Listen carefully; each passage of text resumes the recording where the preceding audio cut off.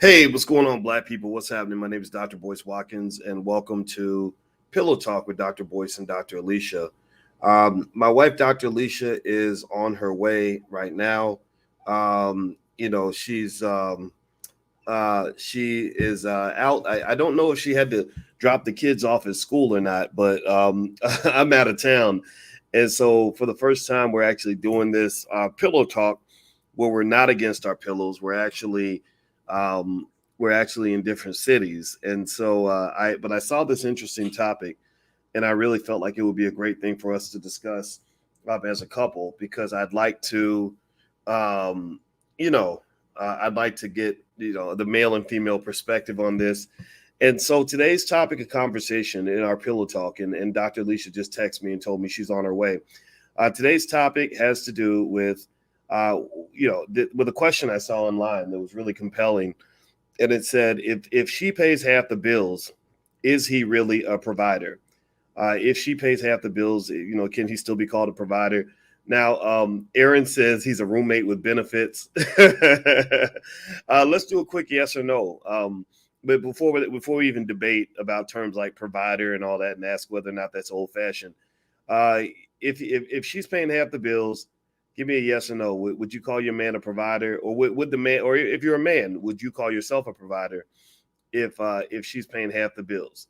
So Dochina says yes, he is a provider. Wanda says not. Let me see here. Okay, I'm seeing some of your answers here. Fancy Polka Dot says no. For Life, Esther says yes. Wow, this is really fascinating. This is something that we should probably make into we should probably do a poll on this, man. Oof. Okay, and actually, I hear my lovely wife in here. How you doing today, baby? Hey, how's it going? Wait, you Going got good. an avatar on your page. I don't know how to put an avatar in. Yeah. I gotta show you how to put an avatar in so that people can see you. Yeah. I'll show you how to do that afterwards. And Okay, so, all right. so How you doing? Good morning. Good morning, everyone. hey, everybody, say hi to Dr. Alicia. If you're in the chat, everybody say hi to my lovely wife. She's now we're in different cities. In case you just came in, Alicia is back at home and in Chicago, or we live outside of Chicago, and I am actually in Baltimore, where I came down here and got a chance to check out Black Wall Street, which was really awesome.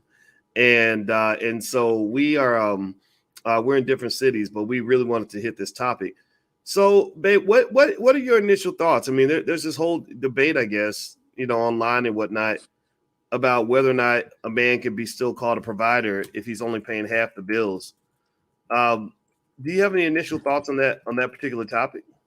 I mean, okay, yeah. So I have a thought about that. I think that the, here's what's going on. You're talking about a married couple, right? They're together, they have a family together, and you are wondering whether, if you split the bills in half, would the man be still considered a provider, or what would be an alternative to that? He's not a provider. Mm, okay. Is that Um, what happened? No, I'm just trying to lay it out there. So the idea is that um, you are a provider as a man when you can pay all of the bills or 75% of the bills. Is there a cutoff? Is there a percentage cutoff that makes a man a provider? I'm just interested to understand the thinking in terms of men being a provider and what that means. What does that actually mean to be a provider? mm. Well, that's a good point. I mean, I think first of all, I'm wondering if the term provider is even like considered by a lot of people to be kind of old fashioned. I mean, yeah, Uh-huh. sure. Uh-huh. Maybe our grandmas and our grandparents had that conversation with each other, right? Where they talked about, finding, getting with a man who was a provider. And back then, you say 1950, 1940, relationships were simple. There were clearer, I think, roles that women expected of men, and there were roles that men expected of women. Now I don't think it's as clear. What do you think? Well, no, it's not clear because it takes it takes a lot of teamwork to run a household. So when we talk about providing, are we just talking about providing your time, providing your money, providing your mental headspace about running a household? I mean, just think about it. I was late on this podcast because I had a crying child call me and I had to get in the car and drive out to the school, to drop off something that they left at the house that was so important. I mean, there was no money involved in that, but it took time and effort to raise a family and to have children. It takes both parents pulling up their sleeves and pitching in to help run a household. So it's not just about providing your money, it's also about providing all of the things that it takes to make sure that the household is run in a way that's efficient. I mean, what do you do? Okay, so maybe at the beginning of your relationship, if you're married, let's just think more traditional marriages. If you are just starting out and you're a young couple and you're getting married and you're starting to have children, and I mean, at some point, if you are delivering babies, at some point you're going to have to um, remove yourself from the from the economic market so that you can raise children, at least initially. And it takes a lot of time and effort, and you're juggling a lot of things. What do? Do you put your child into childcare, or do you stay at home for a year with the child? What is it that you're doing and to raise a child? So at that point, maybe another provider, maybe the husband is the person who's providing. And or it could be that now in some situations, maybe the husband is staying home and the wife is working. So it's a negotiated thing, and I think it just takes everybody in the whole family, extended family included, providing support. So if I didn't have my mom here with me in many cases, we would be in trouble. So we need extended family. We need everybody pitching in to make sure the household works and runs the way it's supposed to run. Mm. Everybody, Hmm. I'm here with my wife, Dr. Alicia Watkins, and we're doing Pillow Talk with Dr. Boyce and Dr. Alicia. And this is where we talk about things that are Black, fun, and intelligent, particularly in the area of relationships. And Dr. Alicia isn't just running a mouth. She's actually a licensed therapist and a full professor of social work. And her website is coachingwithdralicia.com. The URL is right there on the screen. Everybody, please hit the thumbs up button, hit the thumbs up, share, subscribe button if you have not done that yet. We're building Black-owned media. We would love to have your support. If you believe in that we need more intelligent Black media, we tend to feel that way. So let me let me throw this out there, then, babe. I wonder, if I didn't even know what to think. I tried to process. I put it up on my Instagram to ask everybody what they thought. And my Instagram is the real Boyce Watkins. And on the ground, the opinions were kind of all over the place. I mean, it just seems Hmm. like there's just this chaos in terms of people not knowing what to think. And Hmm. and I know that as a Black man, I feel like it's hard to have that expectation of being a provider or making more money than a woman, things like that. Especially for the guys I know that are out, in the job market, because Black men don't get the same jobs that Black women get, and it's a little bit tougher for us out there.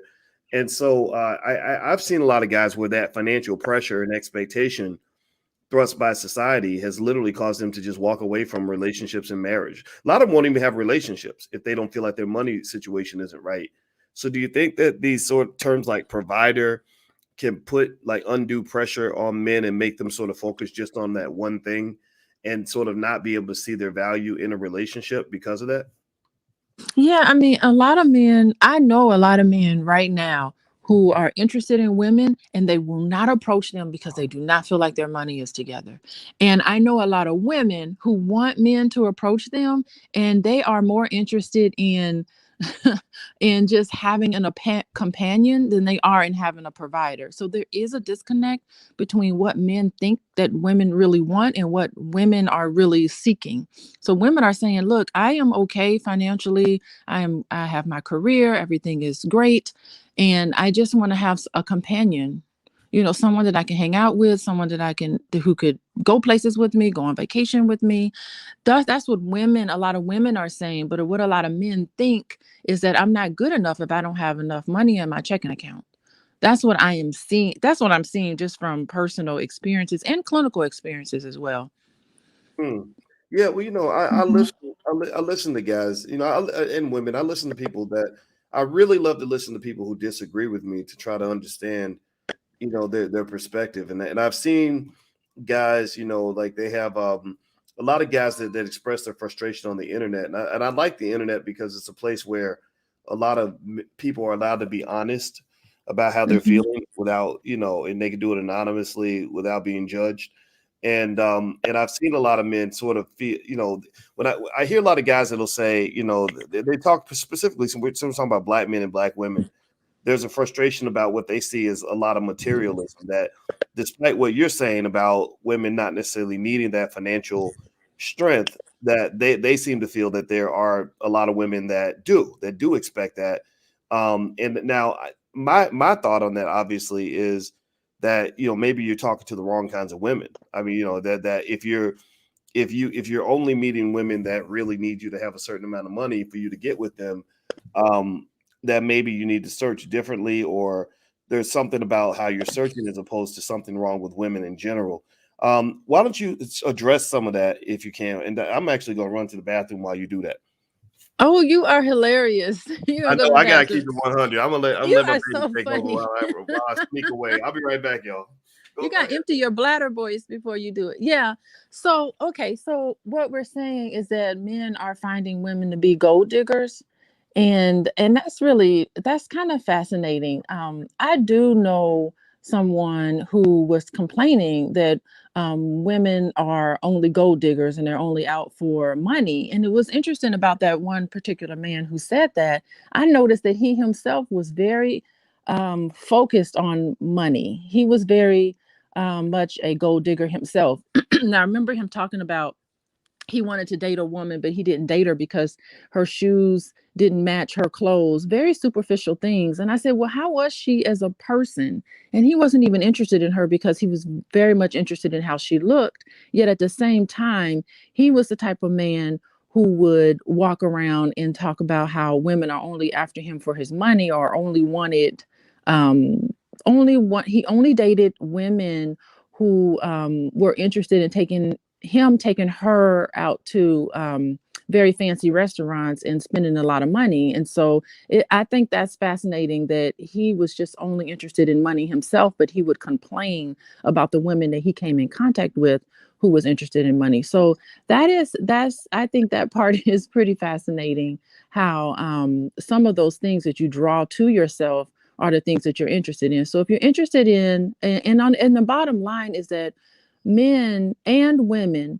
really do want somebody to see them for who and what they are, and they want somebody to love them and accept them for who and what they are. They want to have that connection, and many times they don't feel that they're worthy of having that connection, and they put up barriers if they don't have some of these material things together. Now, I know a lot of women also who want men to be ambitious. I don't know if it necessarily has to translate into they have to have a ton of money, but you definitely want to date somebody who's just as ambitious as you are. You know, Mm. if I'm educated, I'm not going to date a stupid person, someone who's not educated. Just because you're not educated doesn't mean you're stupid. But I like to have somebody who's hungry for um, knowledge, like I am. So that would be really nice. I love, like, Voice. Didn't me and you, we talked about like, ooh, let's learn a new language. We're always seeking and looking for things to learn that's new. That part I really like. Are you back from the bathroom? Yep, yep. I am. Okay. All I right. am. I am. Yeah. Well, you know what? I think that makes perfect sense. What you're talking about really to me is you know what I feel like. I really think, and I don't know. Tell me if you agree with this, but I almost feel like it seems like in every individual situation, you got to figure out, what the rules are, what the expectations are. I know. I don't know about how the other men feel that are in this chat, but I'm confused. I just I I became very confused in my 30s. When I would hear about, I would hear 1 minute, Beyonce singing about independent women, and loving being independent, and pay my own bills and do this and this and this. And so you get this sense that, okay, well, when it comes to those financial things, especially, we're not really needed. And what that does is that anyway, what that did for me and some of my friends is it took the pressure off. It's like, okay, well, these women, they got it. They holding it down just like their mamas did. So apparently we're not needed. In fact, we might get in the way if she feels like she's going to just run her household the way she wants to run it. But then you start seeing, some chinks in that armor. You see situations where maybe the narrative that's presented in media isn't exactly how women actually feel, that women are still, that men and women are different, and what I did was I went back to the basics where I said, I hear what media is saying. I hear people talking about all this independent woman who don't need no man type nonsense.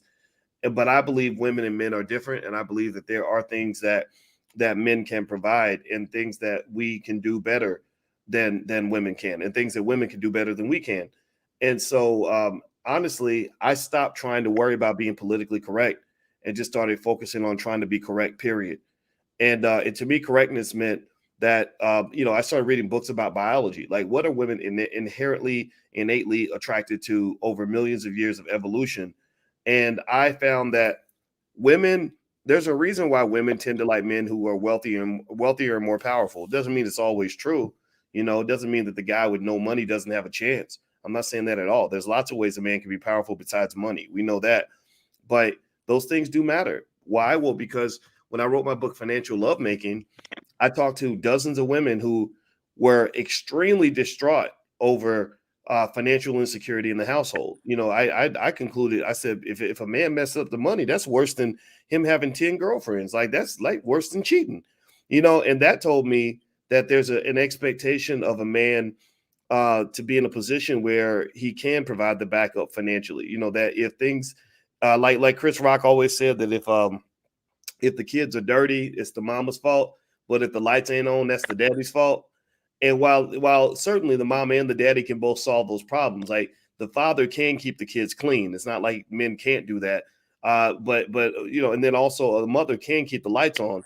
But when stuff really hits the fan, there's certain jobs that we must do. Like, even in our household, if the kids relied on me to cook dinner every day, they would be eating like Papa John's pizza, KFC. They'd be eating all kinds of stuff every day. They wouldn't be eating no healthy meal. Like, you cook that food, and I think that people have to be honest about what people are really expecting from each other. What do you think? So what you're saying, Boyce, is that men and women need each other, that you Yeah. can't do it by yourself. Men can't do it by themselves. Women can't do it by themselves. They really do need each other. You can't do it alone. And how great would it be together if you just, let's get married and put all our money together and let's plan how we're going to build for our future. How wonderful is that? That's a great feeling. It's a great experience. And to trust each other that we're going to be together. We're going to be together. And you talked about financial infidelity. That's a terrible thing, because that's saying that you're not working as a team. You're working independently on your own, and you're taken away from the household. What could have been, stronger for the household. When you talk about just infidelity in general, like, you have side men and side women and all of that. It's like you're taken away from the marriage, because once you step outside, there is no marriage. The marriage the union is over, once you do those sort of things, because we all know that um what God puts together, no man can take apart, right? So you have to be together financially, together emotionally, just together as a unit. And if anything gets in there, then it wasn't supposed to be, and it becomes problematic. Mhm. Yeah, well, by the way, everybody, I'm here with my wife, Dr. Alicia Watkins, and we're doing Pillow Talk with Dr. Boyce and Dr. Alicia. If you could take 1 second, please hit the thumbs up button, share, subscribe button if you have not done it yet. I also want to acknowledge Emotep Drummer Jones, who made a donation. Thank you. So since you made a donation with your comment, I will definitely read your comment. So Emotep says, from my experience, a lot of women aren't gold diggers, but they still want that bank account to be nice. Even if we're strong in other areas, it's just life, I guess. Not a bad thing. Yeah, I'm sorry. I don't know what people think about this, but I personally believe that that a lot of women care about where a man is financially, just like they care about how tall he is. It doesn't mean women won't date a short guy, but I found that women like for a man to be a little bit taller than they are. Sometimes they want the man to be a little bit older, maybe slightly older. Like you and I are 3 years apart. I don't think that's a coincidence. And I think that when it comes to that bank account, it's almost like, to me, like a man's economic situation in the eyes of some is a reflection of, it's not so much about the money, it's a reflection of a lot of other things, attributes and factors that might exist within that Mm-hmm. man that makes him into a breadwinner, right?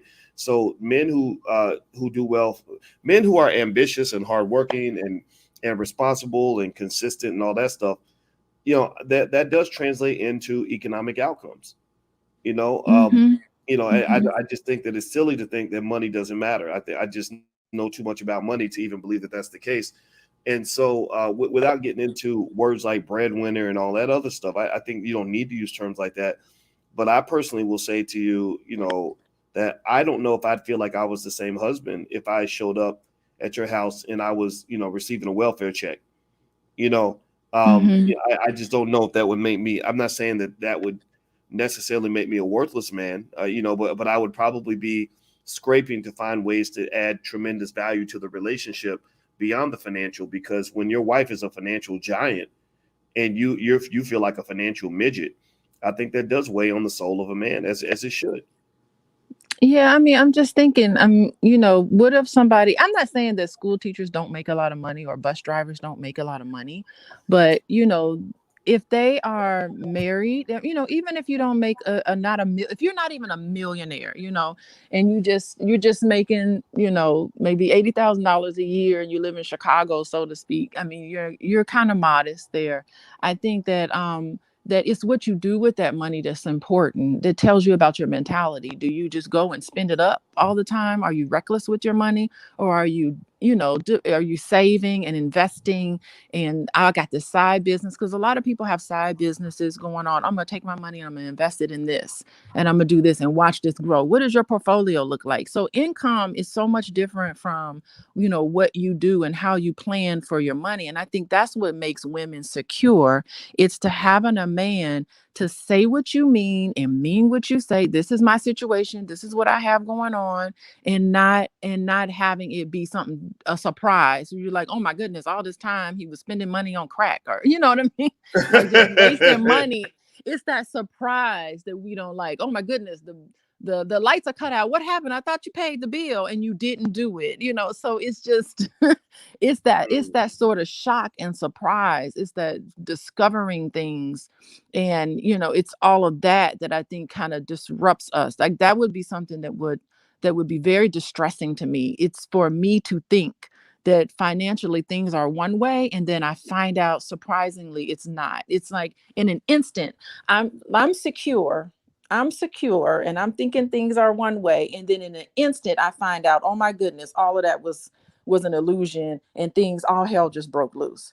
So that is the sort of thing that is devastating to women, and devastating to people in general. I mean, it's the same thing with all sorts of infidelity, because I'm talking about financial infidelity is just as hurtful as even just having a relationship on the side. I mean, so that sort of thing goes together. It's like, here we are, we're going along and we are assuming monogamy, and then in the instant it's not monogamy. Here we are going along and people are assuming the money is this way, and then instantly we find out, oh my goodness, we're in debt and we need to have file bankruptcy. Like, it's those surprises that come up that can be, oh, they can be devastating to the relationship. Well, I'll tell you what, it's one of those things where it definitely requires, I think, some understanding and communication. I know that when you talk about money, Yeah. honestly, and I'm probably old fashioned when I do this, but usually when I'm giving advice about what to look for financially from your partner, I'm usually talking to women about what to look for with men. I guess because I get practice talking to my daughters about it and things like that.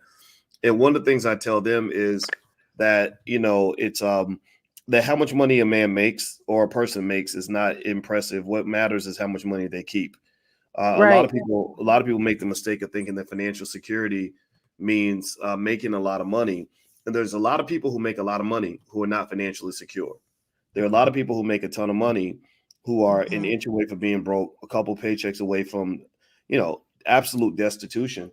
And I know a lot of people who are really financially free, financially secure, freer than most people, who don't make very much money at all. That's right. Because maybe they make 70,000, but they only spend 40 of the 70 or whatever, right? And so I think that when it comes to money, how much you keep and how much you grow matters so much more than what a lot of people think, which is how much you make and how much you spend.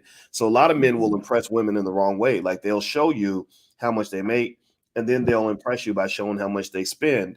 Where to me, a smart woman would say, okay, well, we saw how much you made, but how much did you keep and how much did you grow? Because spending money could actually be a sign that this person is headed toward economic problems and devastation. Like if I'm trying to impress you by showing you how I dropped $1,000 on one dinner, you should be alarmed.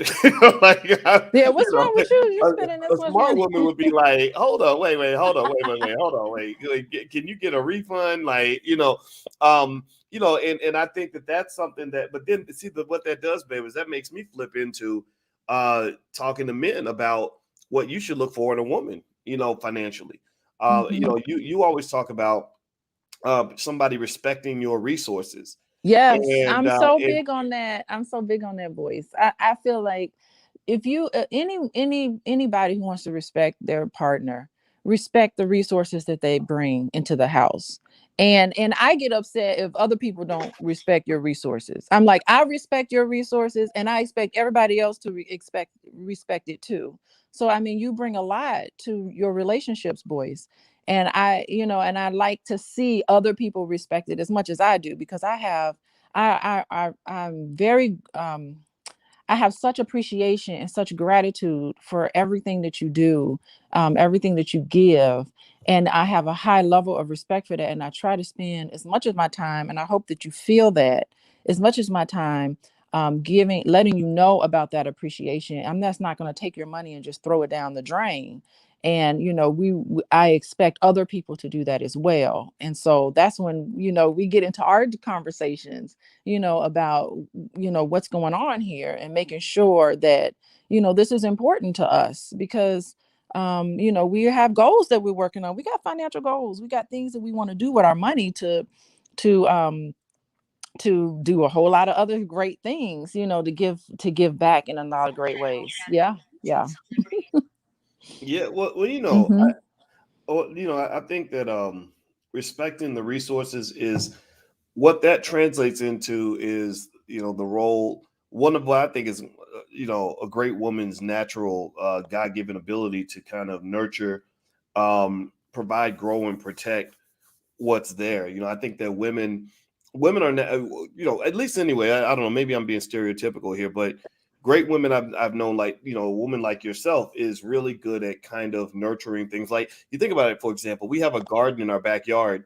You're the one who's in the garden growing things, right? And I think that feeds into your natural ability to nurture and to make things better, and preserve and things like that. And I think that translates into money. Money Mm-hmm. grows the same way you grow flowers in the backyard. And so I think a quality woman wants to grow your money. She sees what you have going on, and she appreciates it, and she says, how do we make this into something better? So when it's time to like do things like get married, and the guy says, well, in order for me to prove that I'm worthy to you, I'm gonna go blow every penny I have on an engagement ring.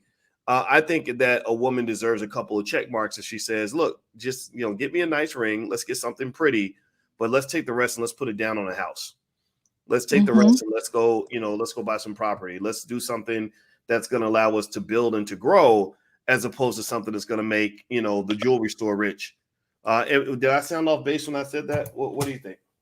No, I mean that makes good sense. I mean, it feels good. I was just saying earlier, it just feels good to sit down with your partner and come up with, like, we're planning for our future, and let's plan. Okay, we're going to put money here and we're going to put money there. We're going to do this together, and like working together and having that good open communication about finances. Oh, having open communication about your debt is important too, because a lot of people can be making money, spending money, but sometimes we owe people a lot of money, like student loans and all of that. So having a conversation about debt and being honest about debt, all these people with the credit card debts and spending all this money, so it's just it's having open communication about the debts as well, and just being together like that, it feels good. You feel secure. That is security. It's just knowing it's not just one person providing and another person providing, and it's both of you are providing for each other, because knowing that, Boyce, if you need me, I got you. So you know that, right? And I know if I need you for anything, I know you have me. And so that just, it makes me walk around in the world more confident, because I know I got another person in my corner. So Yeah, working for the same goal.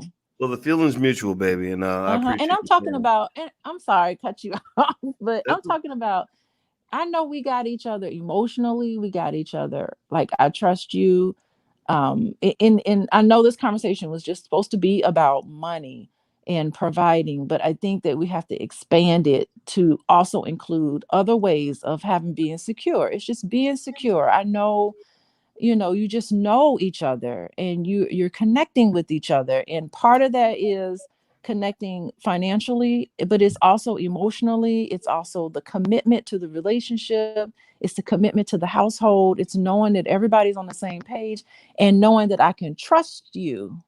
I trust you to show up. I trust you, for whatever we agree that we're going to do. I can trust that you will follow through on that. That makes you feel good. Well, by the way, everybody, I'm talking to my wife, Dr. Alicia Watkins. This is Pillow Talk with Dr. Boyce and Dr. Alicia. In case you don't know, Dr. Alicia is a licensed therapist, and she works with couples all the time. So if you want to learn more about her and want to follow her on Instagram, you can go with coachingwithdralicia.com. Look up Coaching with Dr. Alicia, and you can check that out. If you could, please hit the thumbs up button, thumbs up, share, subscribe button if you haven't done it yet. We are building Black-owned media. We can use your support. Also, the All Black National Conventions at the end of October. And we're going to have some really great relationship experts there, like Dr. Adrian Carter. Dr. Alicia will be there.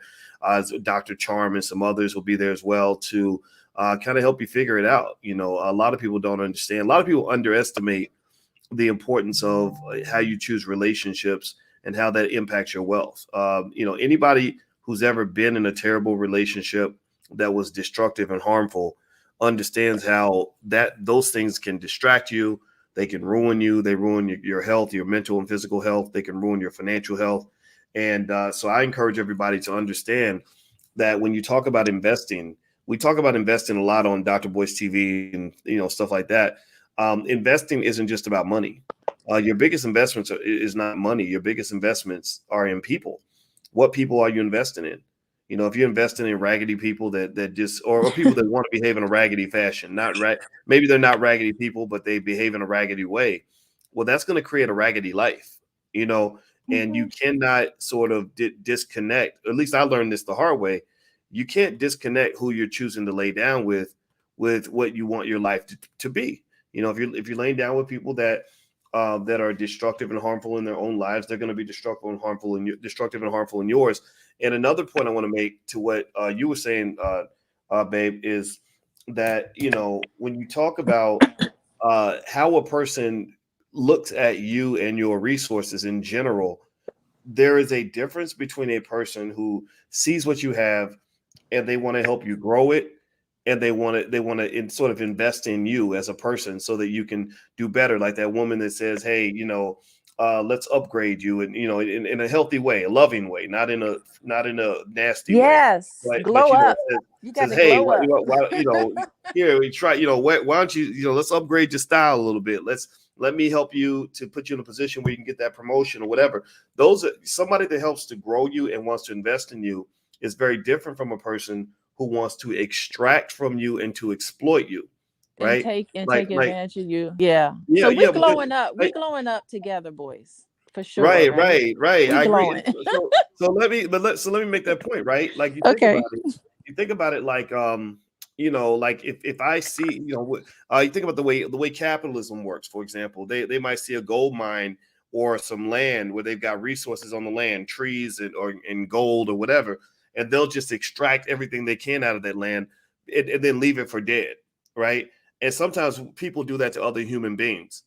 You have people that will come into your life, they will see what you have, they will be attracted to you, and they will use you like a leech. They will suck the living shit out of you. They will suck out your spirit. They will suck out your money. Mm-hmm. They might even ruin your health and almost damn near leave you for dead, and then move on to the next target. Yeah, There, and so if there are you're, people. Right. Well, yeah, let me finish this point. Then I'm gonna be quiet. I promise you. But then okay. you have people. You have people that do the opposite, right? You have people that do the opposite of what a leech would do. They come into your life and they're injecting something positive into your life, right? They're helping you to grow.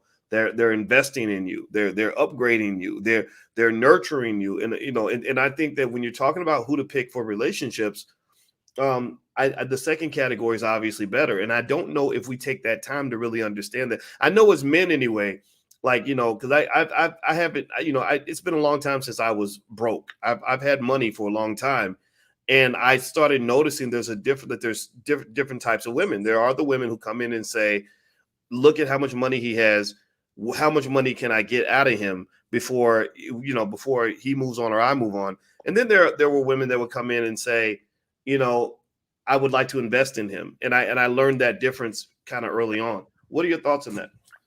Yeah, I mean, when people come in and they just all they want to do is just take from you, they show themselves in so many different ways. You just have to hear it.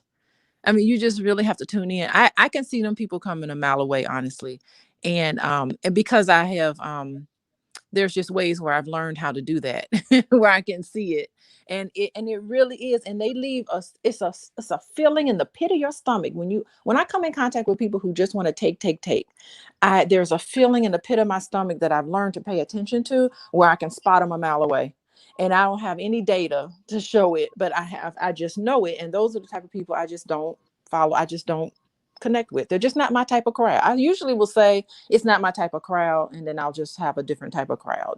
Those will be the words, those will be the feelings that I'll have. And I have learned to trust that, because so many people are just like, oh, if I love, they'll love me back, but I trust that my gut feeling. And I've learned that really when I'm balanced, I'm able to really tell the intentions of people who come into my space. And so we all have it. It's not anything special about me or you or anything. Like, all of us have that ability to do that, to be able to say, something's not right. And then trust yourself, trust it. Because in the back, you're going to be like, I knew something was not right about that person, and you did never trusted it. You trusted what other people said, or you just ignored what you knew was the case. So I've learned to tune in on that. So there's ways where you can discern. I guess that's what that's called, discernment. There's ways where you can discern and people's intentions. Okay, well let me go back to that key question that we asked in the very beginning. If she's paying half the bills, can he still call himself a provider? And I asked that question on my Instagram. My Instagram's the real Boyce Watkins. In case you want to follow, follow me on Instagram. And the answers were really interesting. They were kind of all over the place. And I'm gonna read some of these to you guys. And there's my Instagram if you want to join the conversations. We like to use our platform for intelligent reasons, not to just do stupid stuff. So Travel Training says no, he cannot call himself a provider. Soul King says, more importantly, who is deciding what these should be? I don't know what that means. Someone else says they are roommates.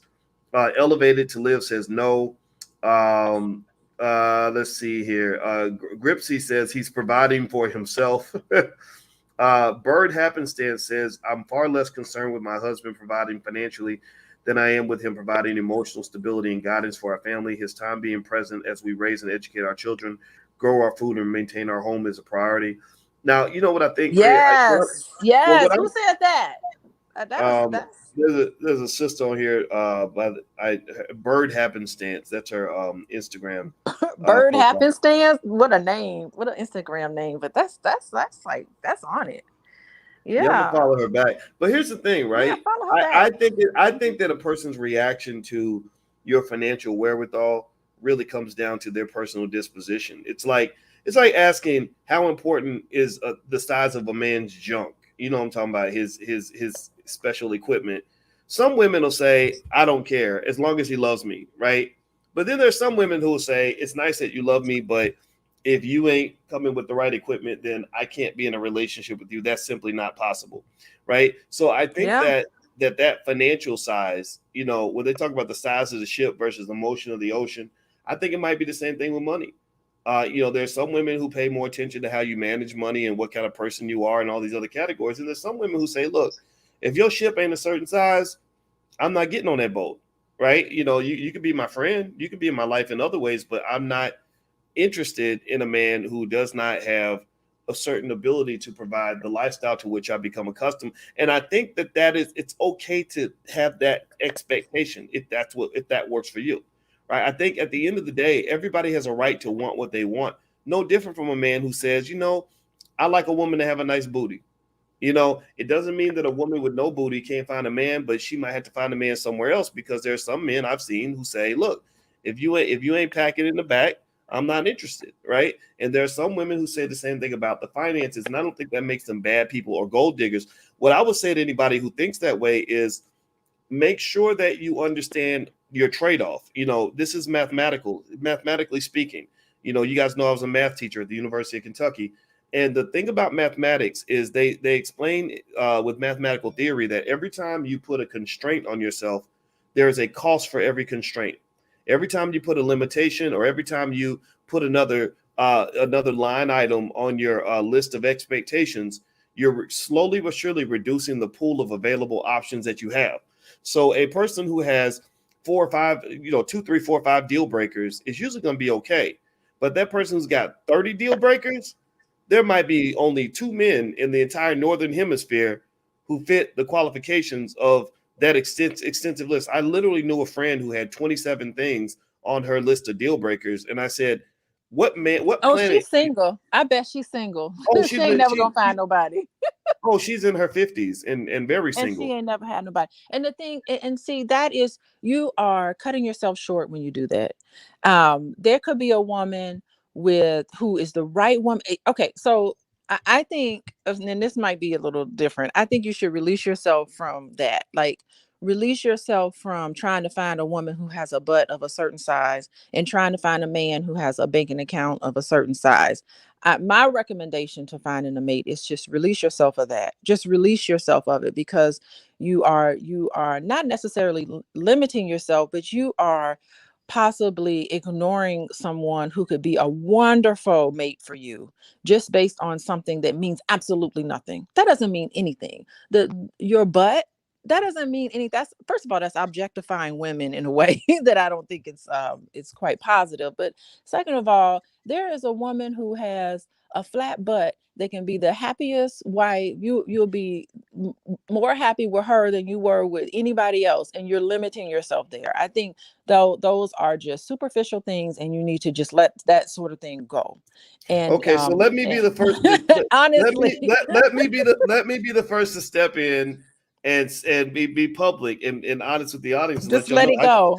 I disagree with my wife on that. I do. I mean, I ain't gonna lie. When I met my wife, first thing I noticed, I saw her across a crowded room and I saw how pretty she was. I walked over to her. I noticed her beautiful smile. I noticed her wonderful personality, her excellent intellect. And then when we walked out of the cafeteria and she's in front of me, I checked out her butt, and that's when I really officially fell in love. So that is when the angels started singing, and the romantic music But came on, and boys, suddenly everything's clear, and you know, like your whole life it flashes in front of you. And so I would just say to y'all, look, I'm here to just tell y'all, look, we ain't got to have the okay, same but opinion, but all let right, me I'm tell gonna say, you okay, this. so I no, I think people have a right to want what they want, and and I'm gonna tell you, you know, that's probably one of the things about black women that I think is great is that black women have bodies that I know some that black aren't women with replicated no. anywhere else. I know some black And women with I think it's no okay. butts. I think it's okay to feel that way, right? As long as you are comfortable with whatever constraint you have, you know. Now, if you feel like you're Okay, I not haven't. getting, Wait, I'm go gonna ahead, babe. jump in because you are going on, and I'm notorious for cutting you off. So I'm gonna cut you off on purpose right now. I'm cutting you off because suppose I had said, I don't care what happens, a man has to be 6 feet tall, or he ain't, I'm not dating him and all of that. Then that would eliminate you, boys. How terrible my life would have been if I hadn't considered you as a mate. And here we are married and so in love with each other and all this wonderful stuff. I would be limiting myself if I'd be like, he's got to be 6 feet tall and blah, blah, blah. I mean, come on. Well, That is I not. think that if that had been your constraint, that would be your right, as long as you're Yeah, but I would okay. have lost out. What I'm saying that I would have You would have lost lost out. out, but you it would have been a bad constraint for you because that's not important for you. Height is not a deal breaker for you, but there are It areas that there are isn't. things for you that are deal breakers. There are things Oh, for really? you that right. There are things for you that are absolute deal breakers. So so here's the deal. Look, and by the way, I apologize to any woman who felt that who doesn't have, you know, that pear shape or whatever that shape is that some of our women The have. Like so boxy the shape. the women with flat booties. I am not trying to be offensive to you. I promise. And I Who think would that make lovely wives? Who would make a wonderful wife for yes, they somebody? make And amazing wives. it They would doesn't make make amazing. They sense. absolutely positively would make amazing wives for somebody out there. Not necessarily me, but somebody else, right? And it's and I think that everybody has a right to have that constraint. Like I did meet women who said, "I want a man to be a certain height," you know. And I'll tell you, if you're a woman and you're 6 feet tall, maybe you want a man that's 6'1" and above. You don't want to date a guy. You don't want to date Danny DeVito. You know, he might be the greatest guy in the world, but that may be something that just bothers you. And I think it's okay to be honest with yourself, because I believe that when you're not honest with yourself, then you end up trying to live a lie, and then eventually you become so uncomfortable that you got to go back to your own truth. So I just encourage everybody, find your truth, don't be ashamed of it, and just understand what trade-offs might come with that, and be committed to that. Period. Mm-hmm. What do you think? Well, I already told you what I thought. I think you should not be so attached to the superficial criteria in finding a mate, and look at that person as a person and see if you connect with that person as a person. And if that person is for you, it could be somebody with a who's 5'5" or whatever. It could be someone who has a flat butt. It could be someone who necessarily doesn't have a banking account, to the extent of which you want it to be. Maybe y'all can work together and grow together. Who knows what can happen? Maybe that person, if you fall in love with someone, I mean, boys, well, I don't even want to talk about us necessarily, but you can fall in love with someone. You don't know, that person could win the lottery the next day, and then boom, that person has a whole lot of money. You never know what it is. But isn't it great that you're with somebody that you honestly love, and not just loving somebody's banking account? Like, Well, wouldn't that be the type I of wouldn't relationship say you want to now be when in? I said now, mind you, when I said live your own truth, I wasn't saying That's the only I wasn't thing. saying you should. A lot of people don't even know what their own truth is. They don't even know what they really want. They just know what society told them that they should want. You know, living your own truth to me involves extensive knowledge, research, and knowledge of self. So you know what really matters to you versus what you think matters to you. You know, like so. For example, some guys may grow up thinking that okay, if you pick a woman, you're supposed to pick the prettiest one, because that's the woman that where your friends are gonna say, "Oh man, look at you, dog. You bagged that one, dog. That's man, wow, you pulled that one."